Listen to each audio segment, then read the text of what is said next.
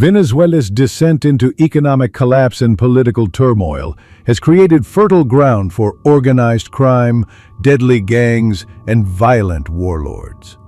From the slums of Caracas to the jungles along the Colombian border, crime syndicates have thrived, often acting as parallel powers to the state.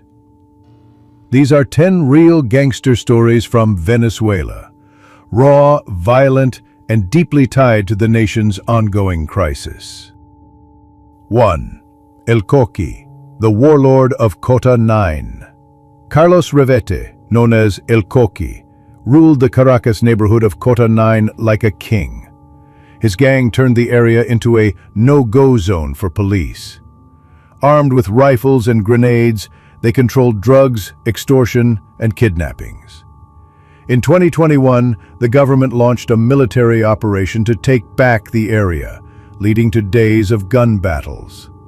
El Coqui was reportedly killed in 2022, but his legacy lives on in urban mythology. 2. Tren de Aragua, Venezuela's most dangerous gang. The Tren de Aragua, Train of Aragua, is Venezuela's most powerful and feared criminal organization. It began in the Tocoron prison and expanded across the country, and even into other Latin American nations like Colombia, Peru, and Chile.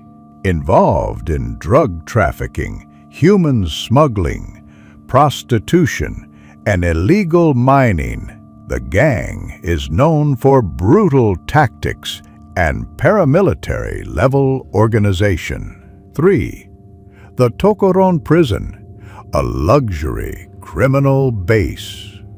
Until a massive government raid in 2023, Tocoron Prison was not just a detention facility.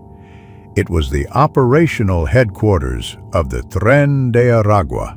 Inside, inmates lived in luxury. Private suites, nightclubs, a zoo, and even swimming pools.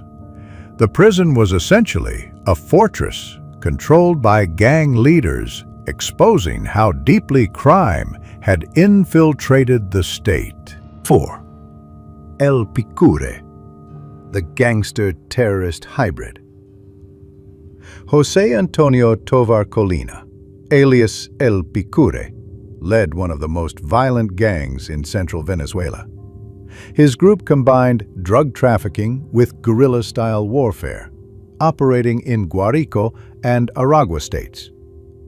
El Picure was killed in a 2016 shootout, but his reign marked a time when criminals rivaled military units in firepower and strategy. 5. The megabandas, Venezuela's super gangs. Unlike smaller street gangs, Venezuela's megabandas are large, well-armed groups controlling territory, trafficking routes, and entire communities. Each has hundreds of members and military-grade weapons. Groups like El Picure's gang and the Tren del Llano are examples, often operating with impunity and sometimes in cooperation with corrupt state officials. 6. The border mafias. Crime in the shadow of the FARC. Along the Colombian border, criminal networks smuggle fuel, weapons, and drugs, often working with or against remnants of guerrilla groups like the FARC and ELN. These groups tax illegal trade, run extortion rackets, and engage in violent turf wars, turning towns like San Antonio del Táchira into lawless zones where the Venezuelan military itself is often complicit. 7. The kidnapping industry, crime as business. In the late 2000s and early 2010s, Venezuela became infamous for its kidnapping epidemic. Criminal groups targeted everyone from wealthy business people to middle-class citizens. Express kidnappings, quick abductions for fast ransom, became common.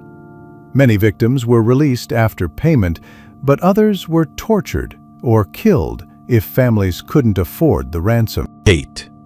Pranes, the inmate kings. Inside Venezuela's prisons, pranes, short for criminal leaders, run entire gangs and even dictate prison operations. They control weapons, food supplies, and criminal networks both inside and outside the walls. These powerful inmates operate like warlords, using violence and bribery to maintain control. In many cases, the state negotiates with pranes to avoid uprisings. 9. The San Vicente Massacre. State versus gangs. In 2020, Venezuelan special forces carried out a brutal raid in the San Vicente sector of Aragua, claiming to kill over 20 gang members. However, human rights groups reported extrajudicial executions and warned that innocent people were among the dead. The operation highlighted how the government often uses extreme force with little accountability. 10. Gold Mafia in Bolivar. Crime meets natural resources.